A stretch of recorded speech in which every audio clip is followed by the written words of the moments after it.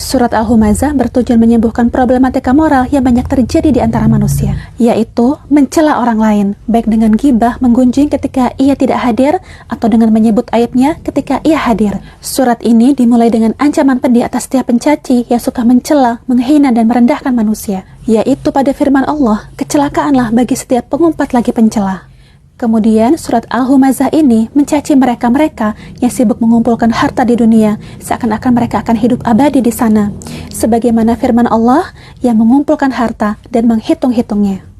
Allah SWT berfirman, kecelakaanlah bagi setiap pengumpat lagi pencela. Maksudnya ancaman yang keras, siksaan yang pedih dan kebinasaan bagi orang yang humazah dan lumazah. Humazah adalah siapapun yang menghina manusia dengan perbuatannya, sedangkan lumazah adalah menghina manusia dengan perkataannya. Maka al-hamas adalah seseorang yang menghina manusia dengan isyarat serta perbuatan, sementara al-lamas adalah seseorang yang melecehkan manusia dengan perkataannya. Pada ayat ini, Allah mengancam dengan murka dan siksaan yang pedih bagi setiap orang yang kebiasaannya mencaci manusia, merendahkan manusia, dan memakan daging mereka dengan gibah, baik dengan perkataan maupun dengan isyarat. Diriwayatkan bahwa ayat ini diturunkan kepada Al-Aqnas bin Syurek, juga dikatakan diturunkan kepada Al-Walid bin Al-Mughirah, karena keduanya biasa mencaci dan menghina Rasulullah SAW. Memahami Al-Quran dengan tafsir. Allah Subhanahu wa Ta'ala berfirman di dalam surat Al-Humazah ayat 2, yang mengumpulkan harta dan menghitung-hitung. Maksud dari ayat ini adalah orang humazah dan lumazah yang biasa merendahkan manusia, mencaci dan bersikap sombong ini, ia bertindak demikian karena merasa sudah mengumpulkan harta yang sangat banyak. Ia mengira dengan harta tersebut mempunyai keutamaan atas manusia lainnya, sebagaimana firman Allah di dalam surat Al-Ma'arij ayat 18, serta mengumpulkan harta benda lalu menyimpannya.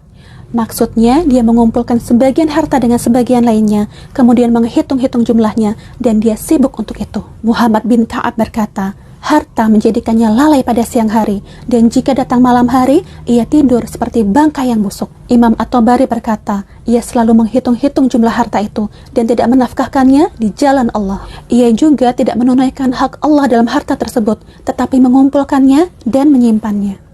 Allah Subhanahu wa Ta'ala berfirman di dalam surat Al-Humazah ayat 3, dia mengira bahwa hartanya itu dapat mengekalkannya.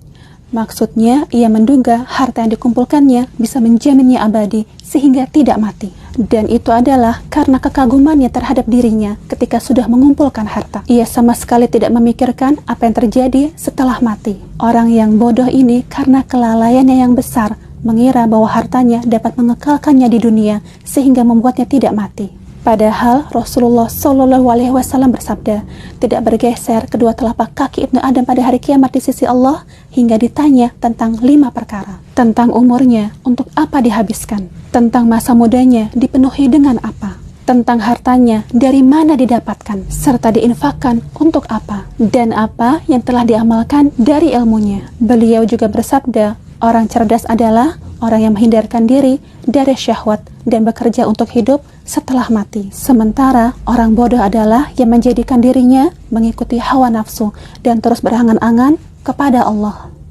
Allah membantah keyakinan orang-orang yang menduga bahwa harta yang dikumpulkannya bisa membuat dia abadi, tidak mati, yaitu dengan firman-Nya di dalam surat Al-Humazah ayat 4. Sekali-kali tidak, sesungguhnya dia benar-benar akan dilemparkan ke dalam hutomah. Maksudnya, sekali-kali tidak, urusan ini tidak seperti yang dia yakini. Justru, orang yang mengumpulkan harta ini pasti dilemparkan bersama hartanya ke dalam neraka yang menghancur leburkan segala sesuatu. Al-Hutamah adalah nama lain dari neraka, sebab ia menghancurkan segala sesuatu yang dilemparkan ke dalamnya. Kemudian Allah menakut-nakuti manusia dengan menjelaskan sifat dari neraka Hutamah ini. Allah Subhanahu wa Ta'ala berfirman di dalam surat Al-Humazah ayat 5, dan tahukah kamu apa Hutamah itu? Yaitu api yang disediakan Allah yang dinyalakan. Maksudnya, apa yang engkau ketahui tentang neraka ini? Seperti apakah dia? Neraka ini karena sangat menakutkan, seakan-akan ia tidak bisa dijangkau oleh akal. Dia adalah api Allah yang selalu dinyalakan dan tidak pernah padam. Adapun mengapa Allah menggambarkan jahanam dengan Al-Hutamah, yaitu yang menghancurkan segala sesuatu yang dilemparkan ke dalamnya agar sesuai dengan kondisi orang-orang sombong yang terlalu berbangga dengan hartanya. Jadi neraka ini menghancurkan segala sesuatu yang dilemparkan ke dalamnya tanpa menyisakan sedikit pun.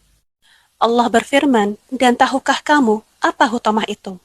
Pertanyaan ini untuk membesarkan perkara al-hutomah dan membuat orang takut kepadanya. Maksudnya, apa yang membuat kamu mengetahui hakikat neraka yang sangat besar ini? Sesungguhnya itu adalah neraka al-hutomah yang meremukkan tulang belulang dan menghabiskan daging-daging hingga menjalar ke hati.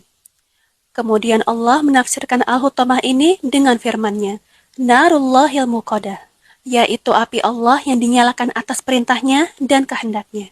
Ia tidak seperti api-api yang lain. Api ini sama sekali tidak padam.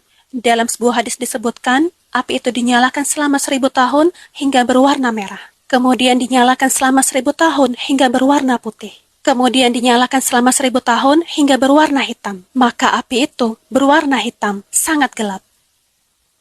Allah menyebut neraka hutomah dengan 3 sifat, yaitu yang membakar sampai ke hati. Sesungguhnya api itu ditutup rapat atas mereka, sedang mereka itu diikat pada tiang-tiang yang panjang.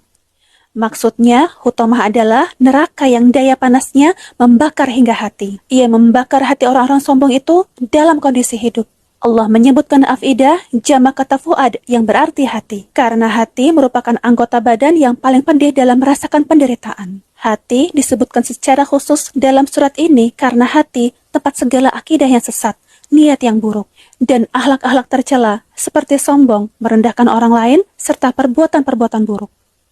Dalam neraka hutomah yang membakar ini, segala pintu ditutup atas mereka. Sama sekali tidak ada jalan keluar, sehingga mereka tidak bisa berlari dari azab yang sangat pedih yang apinya membakar hingga ke hati. Sebagaimana dijelaskan Allah dalam firman-Nya di surat Al-Balad ayat 20. Mereka berada di dalam neraka yang ditutup rapat. Dan juga firman Allah di dalam surat Al-Hajj ayat 22. Setiap kali mereka hendak keluar dari neraka karena kesengsaraannya, niscaya mereka dikembalikan ke dalamnya. Kepada mereka dikatakan, rasakanlah azab yang membakar ini. Neraka itu membakar setiap penghuninya mulai dari kedua tumit, kemudian menjalar hingga sampai ke hati. Lalu neraka itu melontarkan bunga api sebesar dan setinggi istana. Sebagaimana firman Allah di dalam surat Al-Mursalat ayat 32-33. Sesungguhnya neraka itu melontarkan bunga api sebesar dan setinggi istana, seolah-olah ia iringan unta yang kuning. Di sisi lain, Al-Hutomah ini berada dalam tiang-tiang yang panjang yang diikat sangat kuat. Muqatil berkata, pintu-pintu ditutup rapat atas mereka, kemudian diikat dengan tiang-tiang dari besi. Tidak ada satupun pintu yang terbuka atas mereka, sehingga angin pun tidak bisa masuk kepada mereka. Ayat ini menunjukkan betapa hebat dan pedih siksaan yang dirasakan orang-orang kafir itu. Kata la yumbadanna, ia pasti dilemparkan, menunjukkan hutomah itu memiliki jurang yang sangat dalam, seperti sumur. Kemudian pintu-pintunya ditutup rapat dan tidak dibuka sama sekali, agar penyesalan dan rasa putus asa mereka semakin bertambah. Sabit Al-Bunani berkata, api itu membakar mereka sampai hati dan mereka dalam kondisi hidup. Muhammad bin Ka'ab berkata, api itu melahap segala sesuatu pada jasadnya. Ketika pembakaran sampai pada hatinya dan mendekati kerongkongannya, api itu kembali membakar tubuhnya. Sedangkan firman Allah, innaha alaihim muqsadah, artinya, api itu ditumpahkan di atas mereka. Dan firman Allah SWT, fi amadin mumaddadah, maksudnya mereka diikat pada tiang-tiang sangat panjang yang terbuat dari besi. As-Suddi berkata, tiang-tiang panjang itu terbuat dari api. Allah Subhanahu wa Ta'ala berfirman, yang membakar sampai ke hati.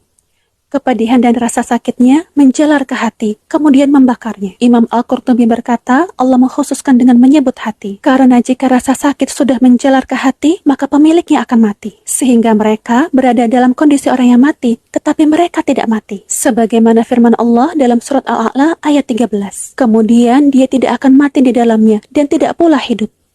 Jadi mereka adalah orang-orang yang hidup, tapi mati.